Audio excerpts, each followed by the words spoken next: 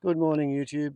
Warbles on a lot here. Sunday, the 15th of May, just preparing for the outsiders and hopefully first dog on the moon. Time now for Outsiders. I'm Barry Cassidy, and you're not. And your wise voices this morning are Terry Barnes, Principal, Cormorant Policy Advice, Peter Martin, Economics Editor for The Age, and Chris Wallace, Historian, Journalist and ANU Academic. Welcome to you all. Good morning. G'day. Good morning. The theme of the week, I think, disunity.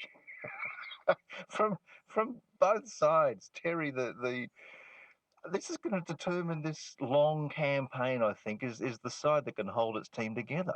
Well, I think that's right. And when I think about it, I think if you want to buy a Band-Aid over the next 7 weeks, get in quickly, because I think both sides will actually buy up all the stock in Australia. Because staunching the bleeding. Look, on the Labor side, clearly they've got problems with particularly policy around asylum seekers and mandatory detention, and candidates popping out all over, being unhappy about Labor policy. But also they've got the problems of papering over the leftovers of the Rudd-Gillard years, particularly in terms of dissatisfaction within the caucus and the party about the direction of Bill Shorten. But more to the point, they're just holding it together at the moment, probably better than the coalition, who are still coming to terms with what happened last September. Well, the coalition, Peter Martin, have superannuation to grapple with, which is hitting the pocketbooks of their base. And this morning we read of the man who rolled Bronwyn Bishop 15 years ago had the temerity to say that we should free up our borders. So the boat policy is fighting them out either side of the political divide. There's Jason Falinski.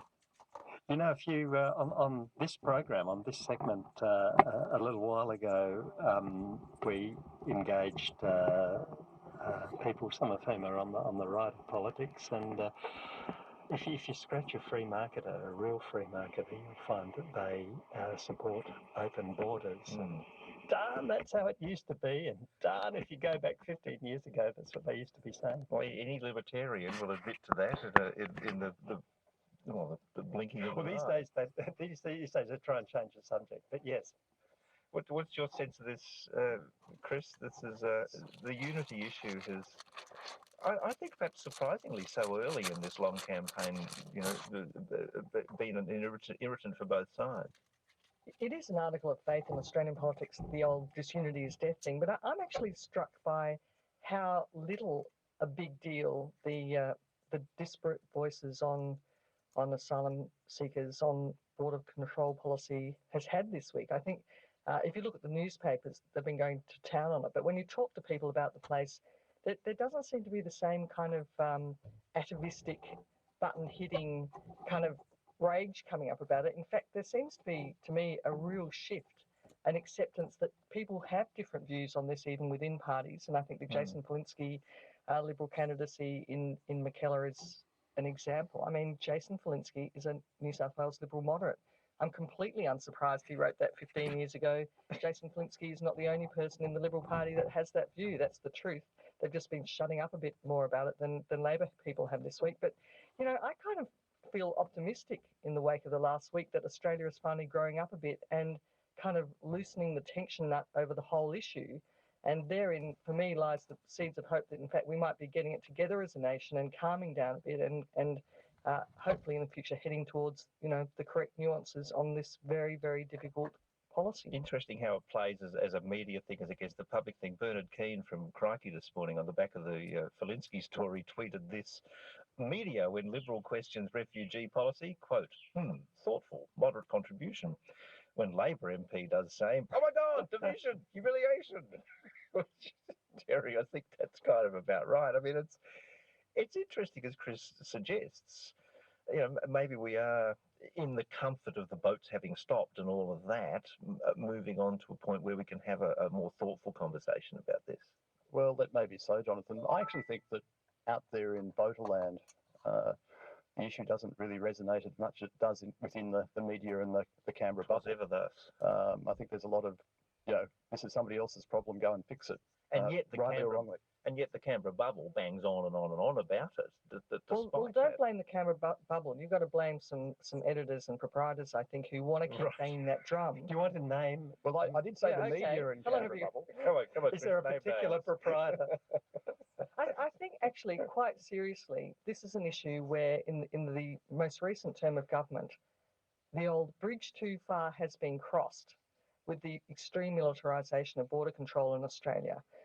All of the symbolism has just gone way over the top, and I think a lot of people who in fact are strong defenders of a strong border policy feel like the uniforms our customs people are now in, the whole militarisation of the operation, the atmospherics and language surrounding it are just too much. There are a lot of people who want strong borders but think this is way too far and bad for Australia.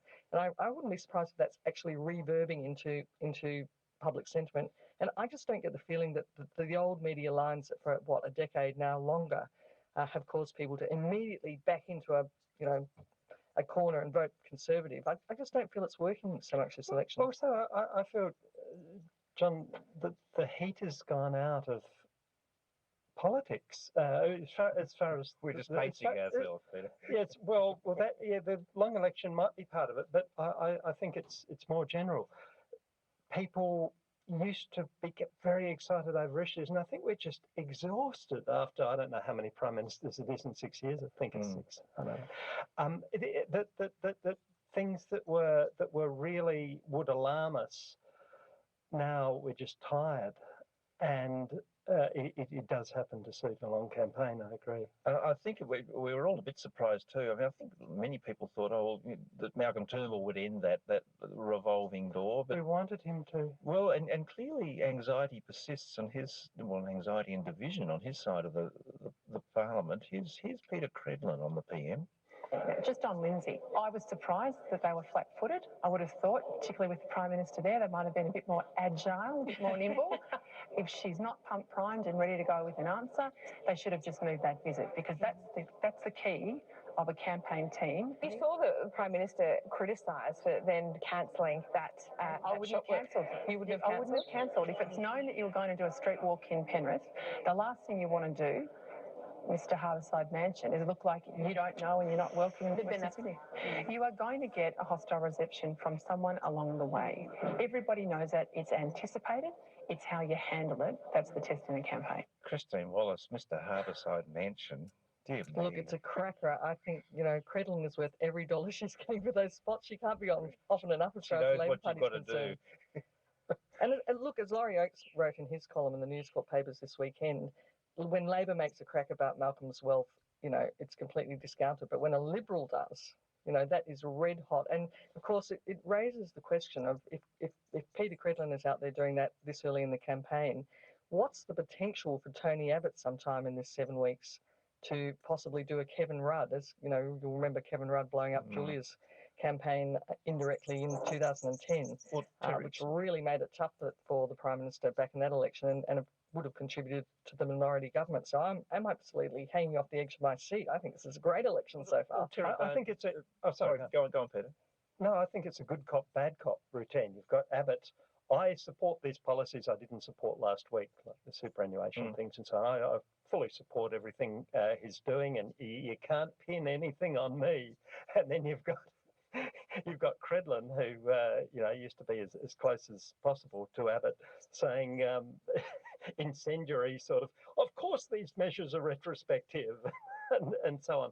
And it's very hard for Turnbull to respond to, because Turnbull can say, Credlin can say what she likes, and Abbott is loyal. It's almost Terry Barnes if there's a substantial body of Conservative opinion that does not want Malcolm Turnbull to win. Look, I think there are some on the fringes of the Liberal Party, the so-called Delcons, in relation to that. But look, Tony Abbott doing TV this morning. I mean, he doesn't need to be that public. Does he or does he not? I think actually it's important that Tony Abbott, as the, if you like, the lost leader, actually contributes to the re-election of the coalition government. And I actually think he's come to a broad acceptance of his situation. That quadrant piece he wrote the other week, and his chatting with Andrew Bolt sort of made that very clear to me. I wrote a piece in the Spectator the other day saying that really gone through the Kubler-Ross stages of grief, and he's reached acceptance. Peter Credlin, on the other hand, I'm not sure about. Well, she's trying to make a buck, I think, which might explain a certain amount of outspokenness. And good luck to her. And look, I think her commentary in the whole, in terms of politics, in terms of the conduct of the campaign, has been very shrewd and very, expert. But what that comment actually showed is that she is still an issue in herself, months on from the leadership change. So she has to actually, if she actually wants the coalition to win, as she said in her first interview for Sky, then she has to think about what she says. Can contribute to that. There's a very important aspect of Credlin's commentary, though. She is acting as a truth teller.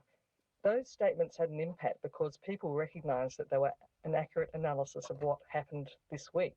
So I actually think she's adding real value. I don't disagree. I think she's actually really put a finger on what Malcolm Turnbull's campaigning style is all about, and he has to actually communicate better with the people. Get onto their level, not talk down. Well, as we saw at the forum on Friday night, we'll come to that in a minute. Outsiders here on Sunday Extra: Christine Wallace, Peter Martin, Terry Barnes. One of the other big talking points through the week came out of Q&A on Monday night when this question was asked. I've got a disability and a low education. That means I've spent my whole life working off the minimum wage. You're going to lift the tax-free threshold for rich people. If you lift my tax-free threshold, that changes my life. That means that I get to say to my little girls, Daddy's not broke this weekend, we can go to the pictures. Rich people don't even notice their tax-free threshold lift. That's right. Why don't I get it? Why do they get it?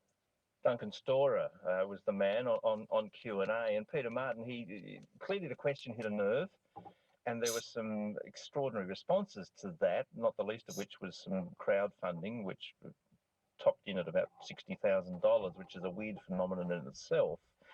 But then came the attacks, and they, Peter, were extraordinary. People who speak out have to be destroyed. That's the News Corp ethos. You saw it with Greg Jericho. You saw it with the Muslim man who was on Q&A earlier. Jackie Muller. Yeah, any skeletons in their past, or even if there's not, their employers need to be alerted. This is an awful. News Corp might organise these public forums and so on, but News Corp is fundamentally against the views of ordinary people being heard. When they're effective, it doesn't mind. We have it when they're not. It targets them. It essentially goes through their garbage. Finding out what this person's child said about them, finding out that they had a criminal record. I mean, do you want to find out what Chris Kenny's children think about him? I mean, that happened. But anyone who expresses a view effectively, who is a member of the public, not a member of an elite, they go after. I don't know why, but it's a pattern now. It's not a coincidence. Front page of the Herald Sun, Christine, ABC hero, a villain, with the picture of this man who admits on Monday night. Who's going to speak up on Q&A now? Well, effectively, who's going to take the risk? And the defence, Chris, from the editor of the Herald Sun. Coming up on the upload limit, so I'll stop this now and start a new movie.